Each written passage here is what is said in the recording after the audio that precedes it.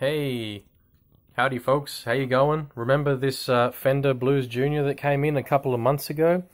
Well, it's back, and this time, as promised, it's back for some new filter caps. So here's a 47 UF 450 volt and a 22 UF 450 volt times 3. So we're going to replace those caps. Now, this is a pretty straightforward job, and I've got about 55 minutes to do it because I've got to race off and get some other parts that I need really badly. So we're going to get started. Now, I'm just going to rip this, gently remove this PCB out of here, which means I have to undo all of these knobs and all of the nuts and bolts underneath and washers and etc, etc. Hopefully be able to push this down and lean it forward. If I cannot do that, I'm going to have to pull this board out.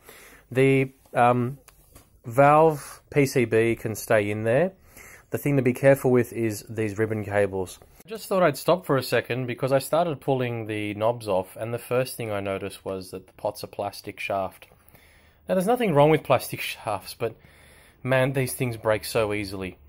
That's one thing I didn't like. The second thing I didn't like, well, from a technician's point of view, great, I don't have to undo any bolts because there aren't any.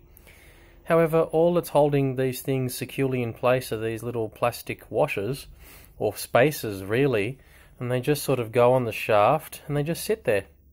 And your knob goes over the top and gets screwed down in place. These are D-shaft, and you can see that quite well. Anyway, I just thought I'd stop and show you guys that. Let's keep moving on. There we have it, ladies and gentlemen. Let me get the watch ready. 45 minutes, approximately. Let's call it 40, because it was 5 past, I think, if I remember correctly. I'll look back at the video later.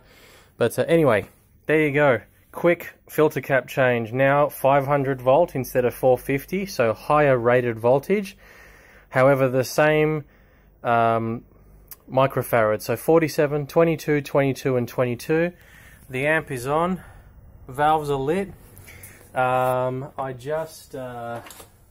to test this out properly off camera so I can play some music. However, I've just plugged in a little patch lead.